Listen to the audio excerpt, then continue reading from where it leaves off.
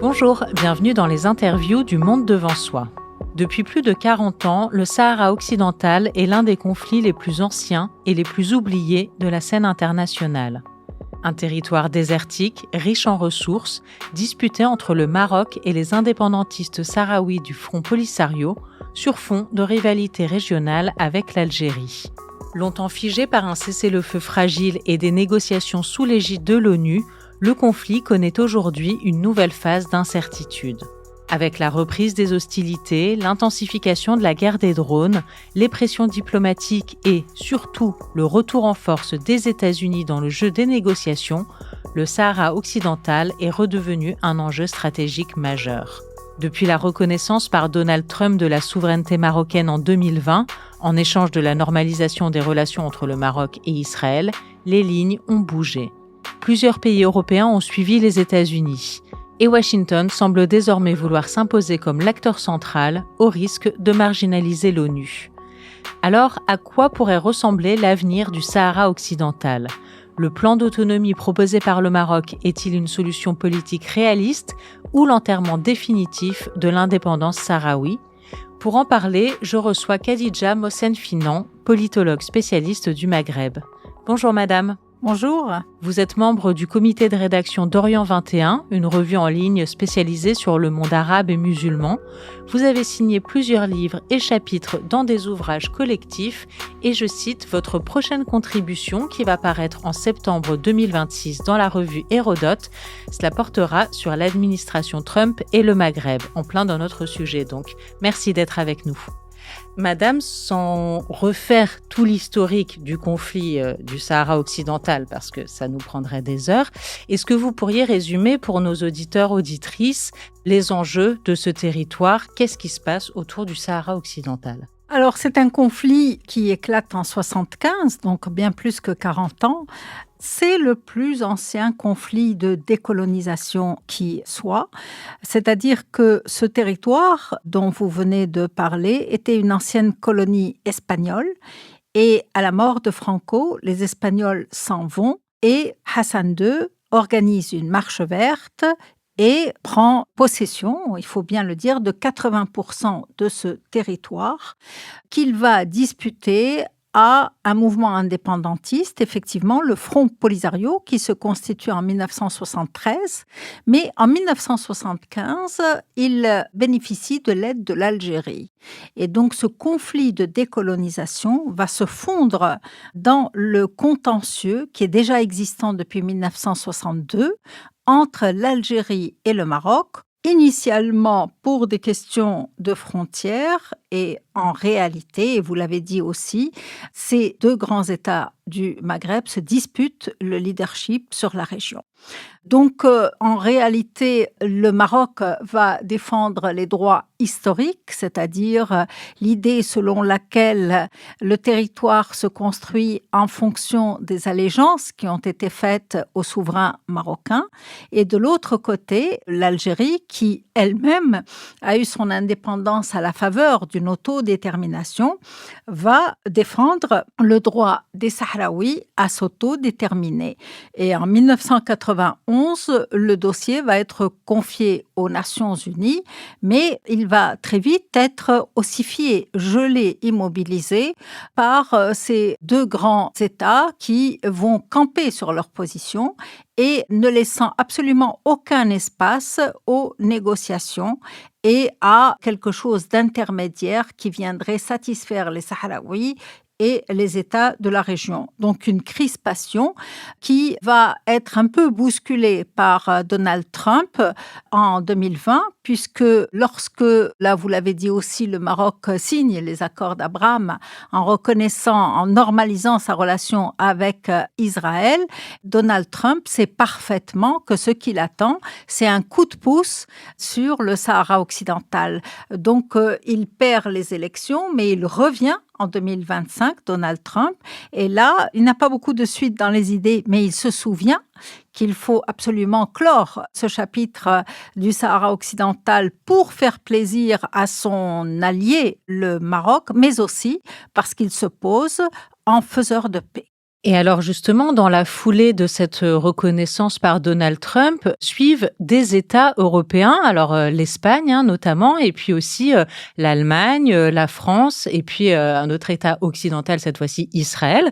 Est-ce que c'est surprenant, cette position des pays occidentaux? Comment est-ce qu'on peut l'expliquer? Non, ce n'est pas très surprenant en réalité et le Maroc savait que la reconnaissance par les États-Unis de ce qu'ils appellent la marocanité du Sahara occidental ferait sauter un verrou.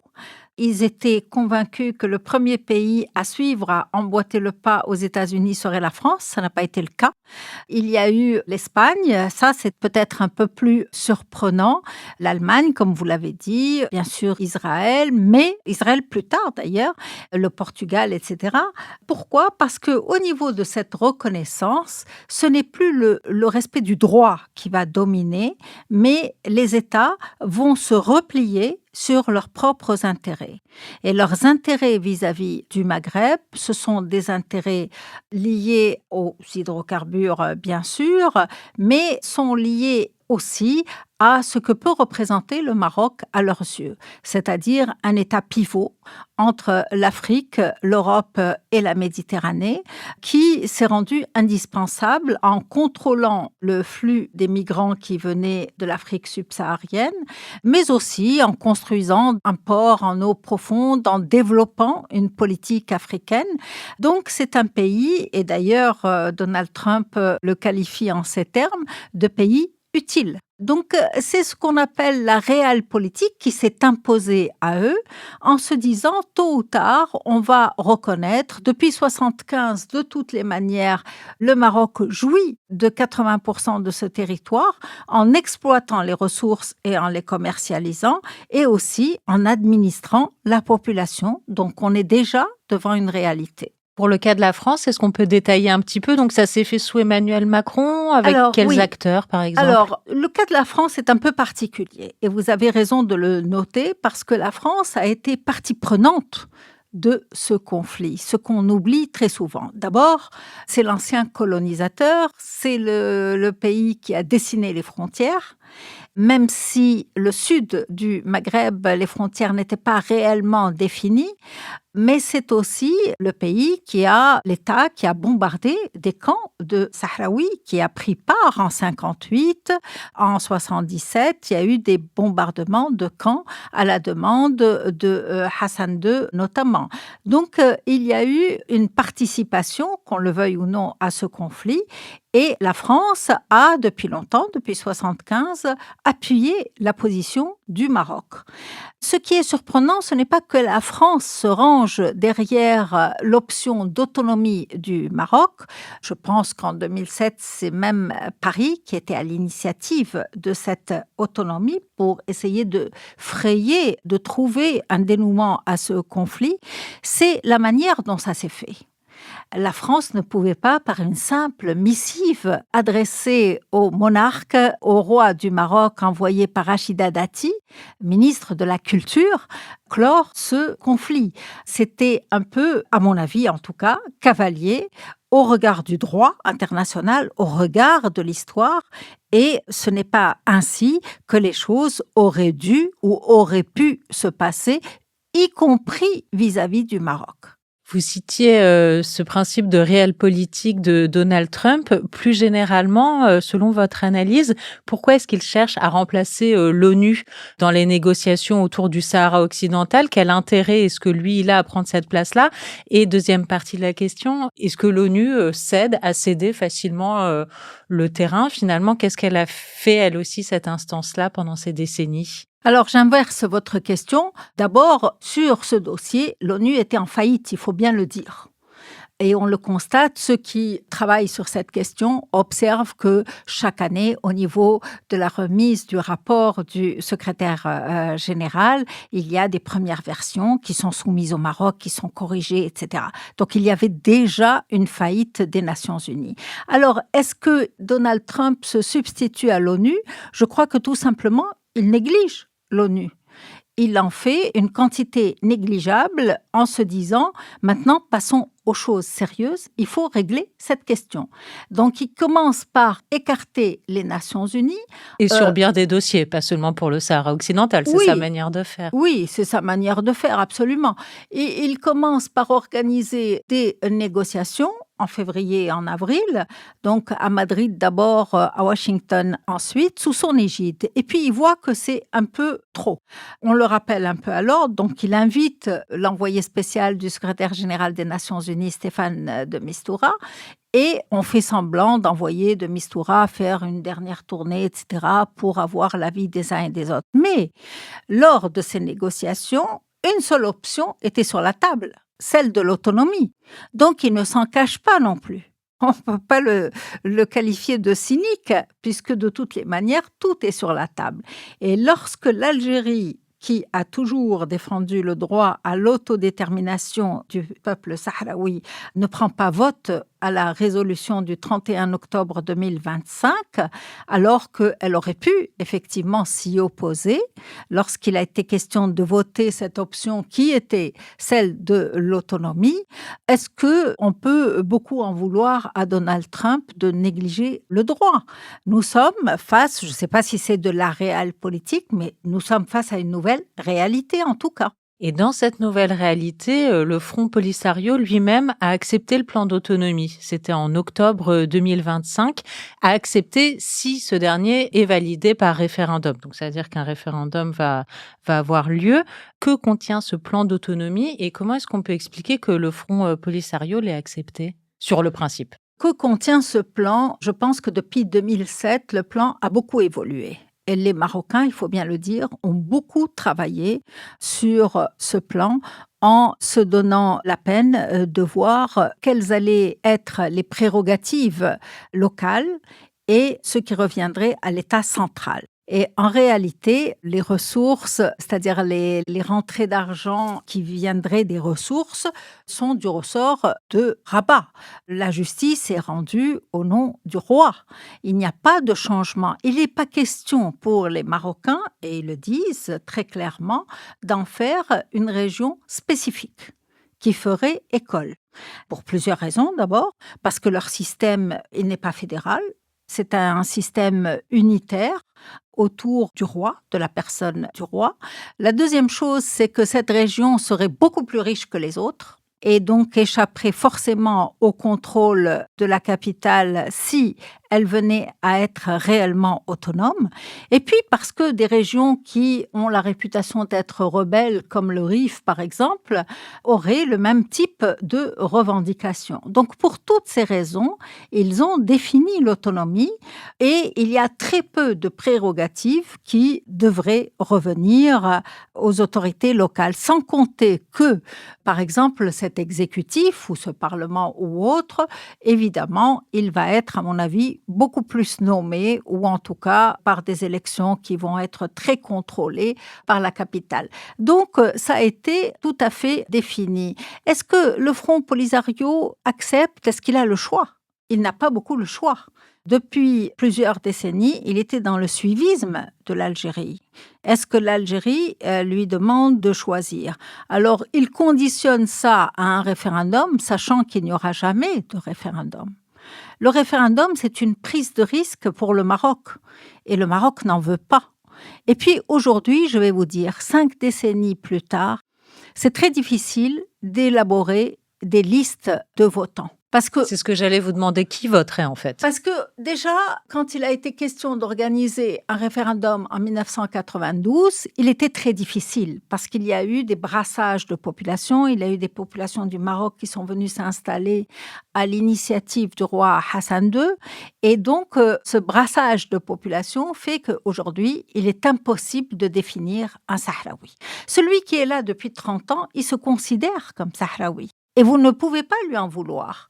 Donc, effectivement, les Nations Unies avaient dit qu'il fallait qu'il y ait des grands-parents, etc. Mais il y a eu une guerre des listes et chacun des deux camps est venu grossir les listes. Donc, aujourd'hui, un référendum est impossible à organiser pour des raisons pratiques, techniques, mais aussi pour des raisons politiques, parce qu'ils représentent réellement un risque que le Maroc a écarté.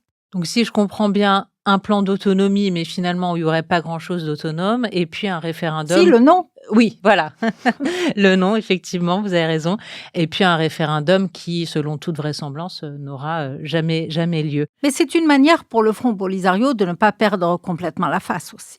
Alors, j'ai bien entendu qu'il était, compliqué de définir, qui appartenait à la population sahraoui. Il est quand même question de réfugiés qui ont été, chassés du territoire, pendant la marche verte dont vous parliez en début d'entretien. Où est-ce qu'ils se trouvent aujourd'hui? Est-ce qu'ils ont ou auront des droits civiques? Est-ce qu'ils pourront rentrer chez eux? C'est défini aussi par les Marocains. Il y a un droit au retour, ce qui n'est pas le cas d'autres populations. Ils sont majoritairement à Tindouf, dans le sud algérien, ville qui a été fortement contestée par le passé par le Maroc, comme appartenant au Maroc. Ils sont beaucoup en Mauritanie, pour des raisons familiales. Ils sont, certains d'entre eux, des cadres, notamment en Espagne. Alors, qui voudra aller s'installer au Maroc? C'est d'abord ça qu'il faut voir, mais il y a des conditions qui sont définies, notamment ne pas reprendre les armes, ni de parler de revendiquer une indépendance, une quelconque indépendance. Mais maintenant, si vous voulez, ces gens qui ont porté les armes pendant plusieurs décennies, pour les pays qui pourraient les accueillir, comme la Mauritanie ou l'Algérie, c'est une prise de risque. Parce qu'il faut les contrôler, parce que le Sahel n'est pas loin, parce qu'ils seront dans l'amertume. C'est ce que le Maroc a mis en avant pendant plusieurs années pour dire qu'il y avait un danger, qu'il fallait vite clore ce conflit à ces conditions, bien sûr. Mais le risque n'est pas exclu parce qu'il faut absorber et intégrer quelques 200. Alors, Mas'ad Boulos, qui est le représentant de l'envoyé spécial de Donald Trump pour l'Afrique, parle de 200 000 personnes en Algérie, à Tindouf. On ne sait pas exactement combien ils sont, combien vont avoir envie de poursuivre ce combat compte tenu du rapport des forces, combien la Mauritanie va pouvoir en absorber. Elle a dit elle-même qu'elle ne voulait pas, qu'elle n'était pas favorable à en accueillir beaucoup. Quant à l'Espagne, je ne suis pas sûre non plus qu'elle en accueille beaucoup. Et c'est triste à dire, mais c'est peut-être la fin d'une cause. Et alors justement, vous, quel avenir à court, moyen terme vous voyez pour ce territoire qu'est le Sahara occidental? Est-ce que vous pensez que, pour le dire rapidement, c'est plié maintenant? C'est probablement plié. Donald Trump a autorisé les investisseurs à y investir. Il y a déjà des investissements de la part des Français, par l'AFD, par exemple. Donc, si on observe la réalité, les Marocains vont continuer à exploiter les ressources et à administrer la population, sauf que cette population ne va plus revendiquer une indépendance, elle va être absolument marocaine. C'est-à-dire que moi, je pense que le territoire va être intégré au Maroc. Maintenant, si vous voulez, je ne pense pas que ça se fasse très facilement pour les Marocains. Parce que jusqu'à présent, il y a eu beaucoup de coercition contre ceux qui ne voulaient pas être absorbés. Je ne pense pas que les Marocains puissent se comporter de la même manière aujourd'hui, mais ils bénéficient d'un rapport de force et ils ont déjà commencé à mettre en valeur le territoire. On le voit par la ville de Dakhla, par exemple, qui est une ville devenue balnéaire, mais il y a des projets de construction d'un port en eau profonde notamment, c'est-à-dire une ouverture vers l'Atlantique au niveau commercial, économique et autres.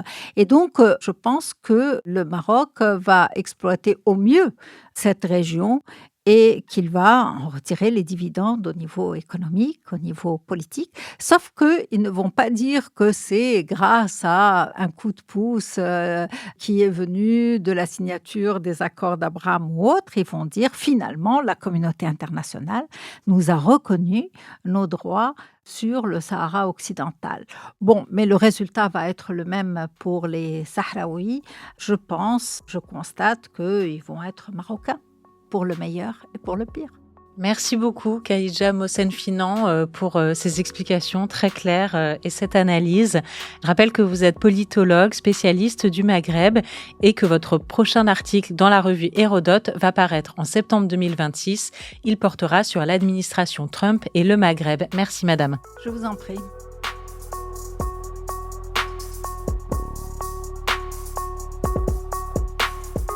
L'interview du Monde devant soi est un podcast de Slate.fr. Production éditoriale, Hélène Decommer et Marie Agasson. Présentation, Hélène Decommer. Prise de son, Mélodie Chen.